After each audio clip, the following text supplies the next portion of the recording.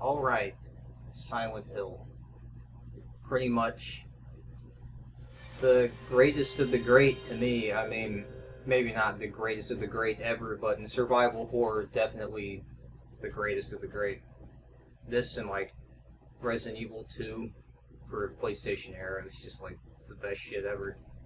I don't know why it's got that warning at the beginning. There are plenty of other, games on the PlayStation that had a lot of fucked up, gory stuff in them. This and like Resident Evil games are the only ones I can think of that had it.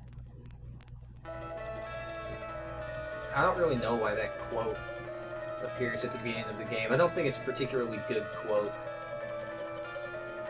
And that's Harry's wife, which is a pretty interesting character to me because that's her only appearance. And she's not really named, and you don't really know anything about her other than she's dead. And that area they find the baby in, it looks like some weird graveyard with a lot of strange trees. And all these are just cutscenes from the game. But they do have some scenes in the beginning here that aren't in the game that do add a little bit of explanation to what was going on at the end when it's all wrapped up. Nothing happened yet. But I love this music. This is some of my absolute favorite video game music. And it's just like, I remember one time in high school when I was really sick, I wouldn't listen to this music because I didn't want it to be associated with when I was sick. I had no idea who this chick was for a long time, but that's supposed to be Alessa. Wrapped in bandages. She really doesn't look nearly as fucked up and wounded as she does in the game. Yeah, none of this happens in the game. This is all foreshadowing. Yeah, this right here, yeah, this is also foreshadowing. I don't know what she's saying. It doesn't look like she's saying anything, really. Yeah, that always confused me. Like, what is she laughing at? Like, she's never happy, like, the whole game. I mean, she's laughing right there. And in her first appearance, she, like, freaked out and angry. And I don't know what Sybil's problem is right here. She, like, goes up right behind Harry and then stares at him, passes him aggressively. It always kind of reminded me of Paul Phoenix's ending in Tekken 3. Oh, that's not right. This is also interesting. What exactly is going on right there is unclear, but I think that's actually during the ritual for Alessa. Yeah. I really like that. Harry looks really fucking freaked out. Oh god! Alright, I used to have, like, everything unlocked through this game, but I lost my PS1 memory card, so I don't now. I'm gonna go ahead and turn up the brightness just a little. And you get to see Harry's cool background here. Alright, let's do it. Let's go with normal.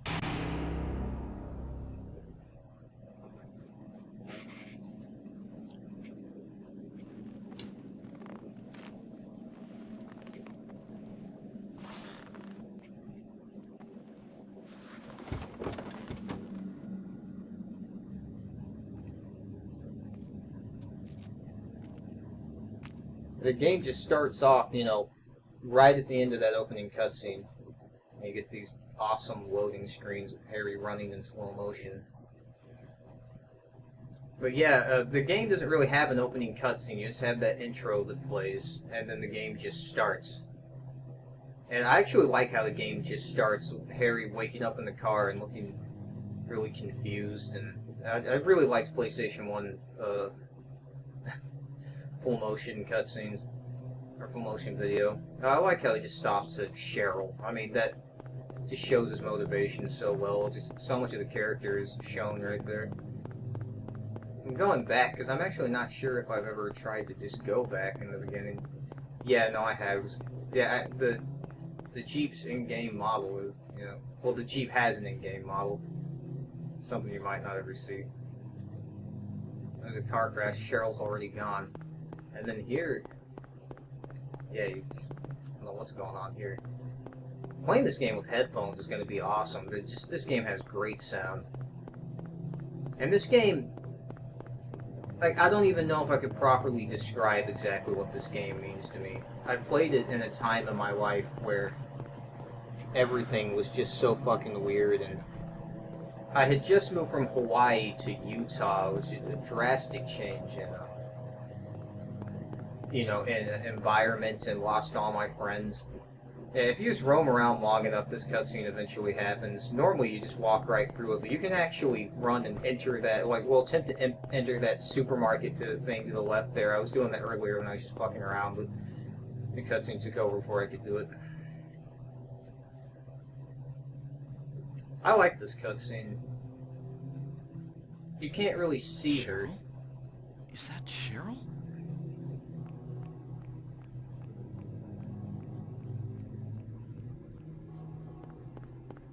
Where are you going? Hey, wait! Stop! And she's right there, man, and then she is fucking fade. She's right there, and this is like really the only time you're gonna get close to her at all. This is the closest you are to Cheryl. And it's kind of interesting having played the game so many times, because the whole point of Harry doing any of this is to get to Cheryl.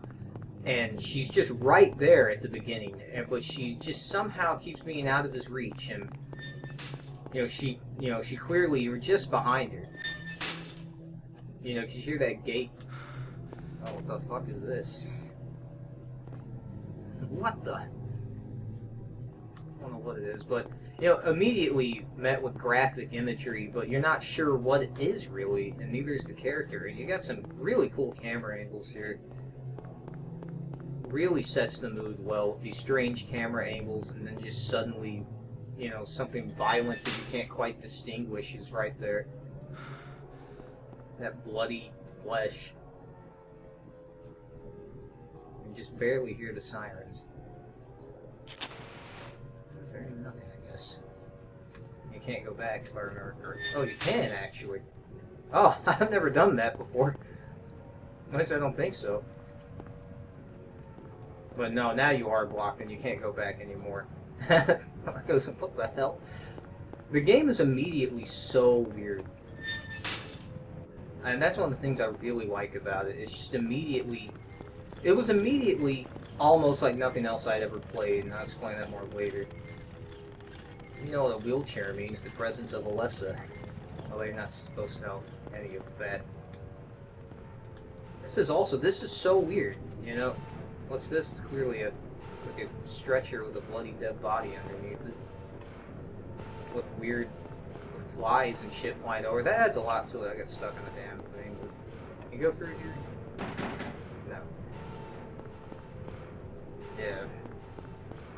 This area is really cool. It's like, you really feel like you're descending into something strange, especially with the music rising in intensity in the background. And it just goes from a kind of abandoned, weird-looking town into suddenly there's violently killed dead bodies. What is this? What's going on here? It also has flies on it. That's really cool. Also, like how you can't quite tell what it is. Oh shit! I didn't realize they showed up so early. Ah, fuck. Okay. Okay. How far can I go? Don't. Uh-oh, it doesn't look like I'm gonna be able to get very far. Okay, I gotta get out of here. I don't have a weapon. What happens to this lighter later on anyway? You don't have it later. This is just a really cool way to start a game. Blocked by a fence. Yeah, so you immediately have nowhere to go, and there's enemies that appear out of nowhere. And then you die. Because you fucking suck.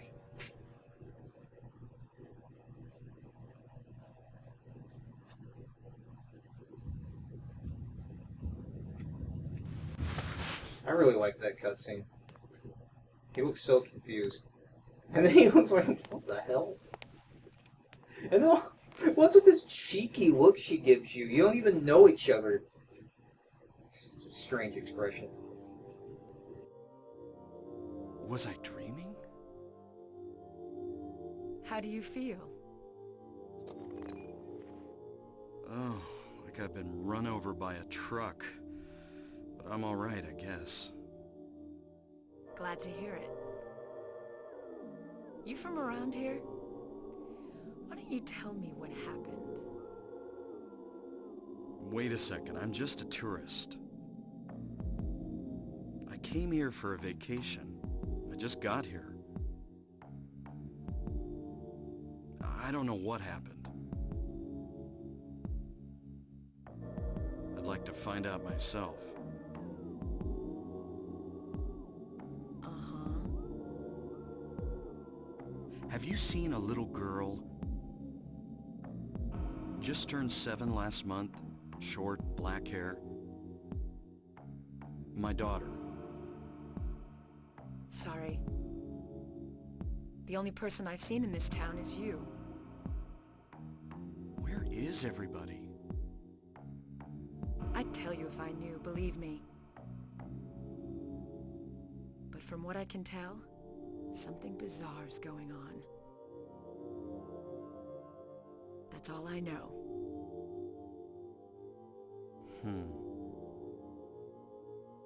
What's your name? Harry. Harry Mason. Sybil Bennett. I'm a police officer from Brams, the next town over. The phones are all dead, and the radio too. I'm going back to call in some reinforcements.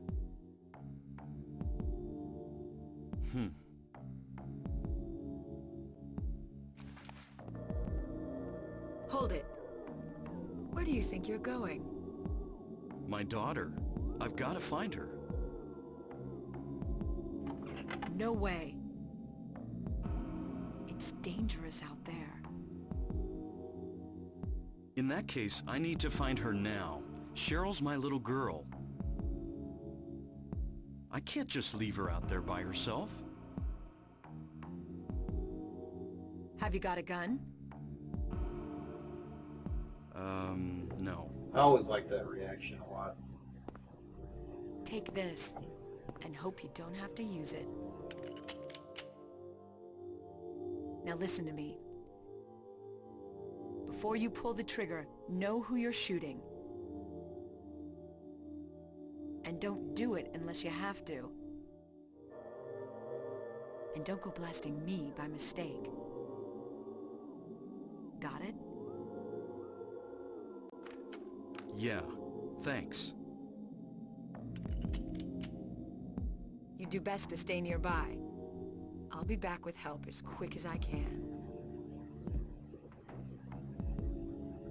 It's pretty odd for a police officer to just give her a gun to a complete stranger. That's, pretty unrealistic, but let's get some of the major tropes of the video game here. Flashlight and a health drink. And a map, which you will use constantly. And what was that in the background there? Also, there was something else I forgot to mention in the beginning. In the scene where Lisa's talking, or the nurse is talking, you can see a painting of Harry and his wife finding Cheryl, which is pretty interesting. I didn't find that out until today. And the knife is actually not bad in this game. I pretty much never use it. And you always get plenty of handgun ammo. And the combat in this game was really good, even the melee combat, but the knife is actually useful. Unlike this pinball machine. It's interesting that he says that, because that's exactly what happens in Silent Hill 3. Heather uses Harry's notes, and I doubt they were actually, planning to do that, to make a Silent Hill game where you would actually use his notes later on, but it's just interesting that they found a way to connect that later on in such a good way. Even though it was probably just, like the typewriter, just a way to save progress. What's that? Huh. Radio. What's going on with that radio? I always thought it was so weird they just go, radio. It says the name of the object. Very oddly written. Probably badly translated. That's so cool. Why does the window behind you break? That's such a good Silent Hill thing. This is not a dream. What's happening to this place? Yeah, the window behind you breaks and something comes out in front of you. And then Harry says that line, which is one of my favorite lines that Harry has. You know, like, this is not a dream. You know, I just really like that. You know, what's happening to this place? It just sounds so accepting of something that's so hard to accept, and you like instantly have to. I don't know why his inner monologue doesn't have voice acting. I would have liked it better. It might have been something they just added in later and might have just not had the budget. I don't know. But time to go back to that alley, and I'm already having to check the map. You're going to be checking the map constantly. I was actually thinking, is the cafe somewhere I need to go? No, it just came out of it. Yeah, this game, when I was playing it, you know, like I said, I had just moved from Hawaii to Utah, which I moved from, like, you know, a tropical, like, vacation spot to a small town in Utah, which is full of Mormons, and you know I'm not Mormon, and it was very cold and it snowed all the time, and it was really depressing. And I did have quite a few friends in Hawaii, and I lost all those friends. I had no friends for a long time, and you know I'd also just had come off of a pretty bad breakup, and it was just a lot of stuff was fucking with me, and these Silent Hill games were how I stayed sane. I'd be at school just thinking about, you know, okay, you know, what am I going to do in Silent Hill? Although this was actually, of the 4 games that were out at the time that I played it, this was actually the last one I played. Pretty unconventional. The first one I played was the 4th one, when it was actually a new game. You come back here looking for Cheryl. It's pretty weird that Harry would immediately come back here after what had just happened. I know I wouldn't. But there's some items left here. Isn't this Cheryl's sketchbook? She's at the school. I wonder why she left a note just saying to school.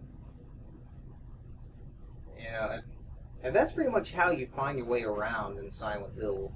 Is little clues, and then your character marks it on a map. That's how it is in the first 2 games. In the 3rd game, it's not quite the same.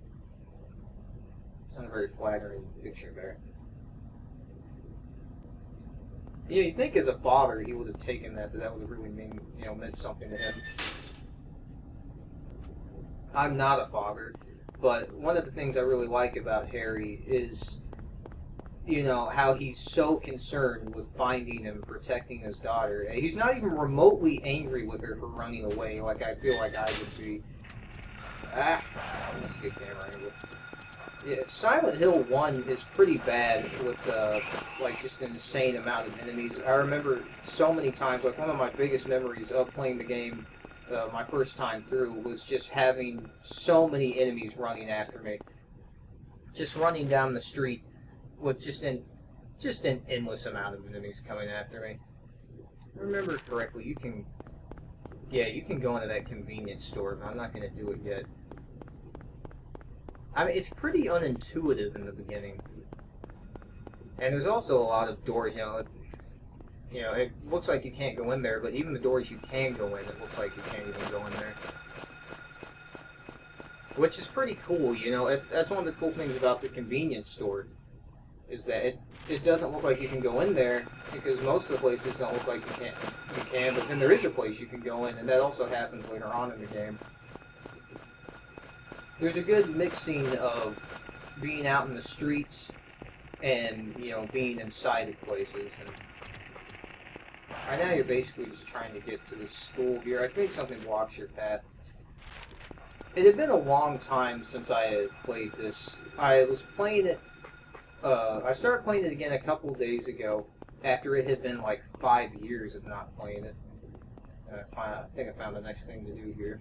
Yeah, Doghouse, Levin Street. I'm not even sure if the key you're supposed to get in the doghouse on Levin Street is there. Curious how the world just breaks off. Like, it's like nothing exists but Silent Hill right now.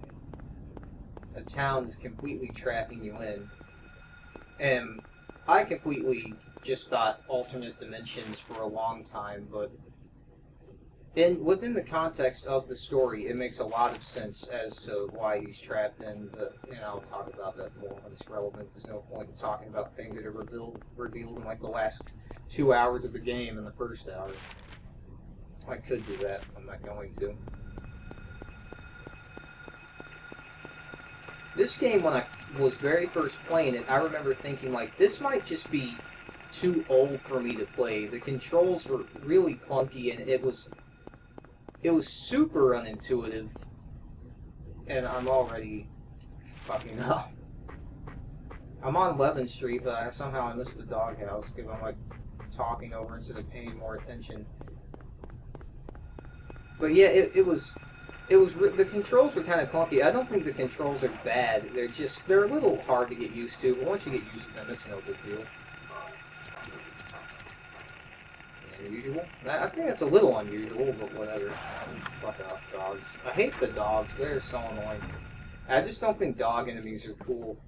And they're in, like, a ton of my favorite games and my favorite game series, and they're all, like, Japanese games. Like, the Dark Souls games, they all have dog enemies, and Silent Hill has dog enemies. Silent Hill 2 doesn't. Silent Hill 3 and 4 both do. Just handgun bullets.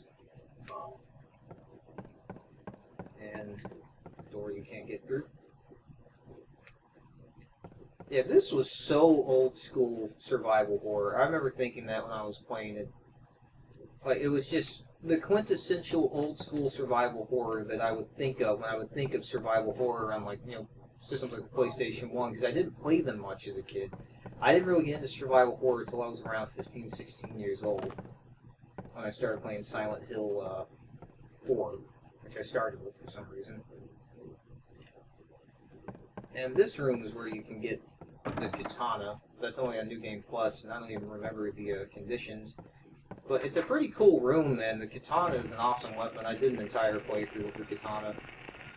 I mean, I've done entire playthroughs of this game, like, many, many times. I remember I made a point to play through to get all the bad endings, because I had only gotten the good endings. I mean, I would beat the game, and then I would just pick it back up and start playing again. It was, I beat it, and then the next day I'd start a new game. It was ridiculous. But that wasn't what it was like at first. In the very beginning, it was like, I played it, and I remember thinking, like I said, I wouldn't really be able to play it because it was unintuitive, and I was really feeling the age of it. But I was so into the Silent Hill story at the time that I was like, you know what, I'll persevere. And I ended up liking it quite a bit. It's actually my favorite in the series. It's, my favorite story. Pretty much my favorite story, and it's got some of my favorite stuff in a video game ever. The way it's directed and just the way... That's a really lame way to attack, to just fucking fly at you but then kick you. I mean, they're these weird bird enemies. I don't know what exactly they're supposed to be. I don't think they're supposed to represent birds, but I mean, goddamn, they're all over the place. Okay, yeah, this is the harder key to find. I'm honestly kind of surprised this game did well with how strangely it starts. I mean, it just starts, like, right at the beginning. Like, well, imagine that, it starts right at the beginning. I mean, like, the game just, right at the beginning, just throws you into, confusing survival horror. It doesn't kind of ease you in with a tutorial or anything. A game like this would never come out today. And that's one of the things I really like about it. Like, the modern generation of people that play games would never play this. Give Scarecrow. I always thought this was kind of a cool area. And it's pretty well hidden. Kill you for the hell of it. Okay, that was kind of cool. I just hung in the air for a second. Another Silent Hill trope of kicking them or they'll get back up. Yeah, that camera angle when you first get to the plank is kind of weird. And just that it's connected with a plank like that is... I just thought it looked cool. You just got to go to these, like, strange markings on the map that he made. And it's kind of... It took me a little while to get used to it. There's actually a way you can utilize that back jump. I don't know what I'm doing. Okay. But yeah, this game is just... It's directed and written really well. The people that wrote the story just... Okay, I'm already fucking up. Just really knew what they wanted to do. And they did it very well. And the game, you know, it just throws you right into the challenge right at the beginning of the game. And also how it just starts, Harry just wakes up. I really like stories that just suddenly start with a jolt like that. It's a way to just, you're instantly now in this world. Although it'd be pretty hard to not get immersed in this world anyway. Unless, you know, you don't like old graphics or something like that. But this world, I mean, it's got so much of an atmosphere immediately. You've got the snow, the fog, the abandoned town. Okay, I swear that's... Yeah, you have something you gotta do right here.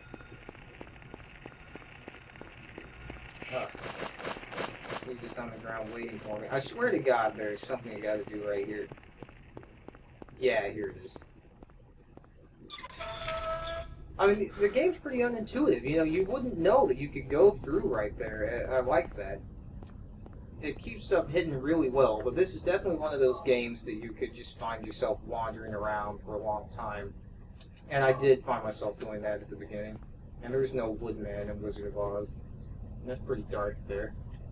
Someone playing basketball with a dog's head. Honestly, that's pretty funny. I don't know if it's supposed to be funny, but I think it's funny. I also don't think that would be in a video game now because of the animal cruelty. Like, everyone's so PC and boring that they wouldn't put that in the game.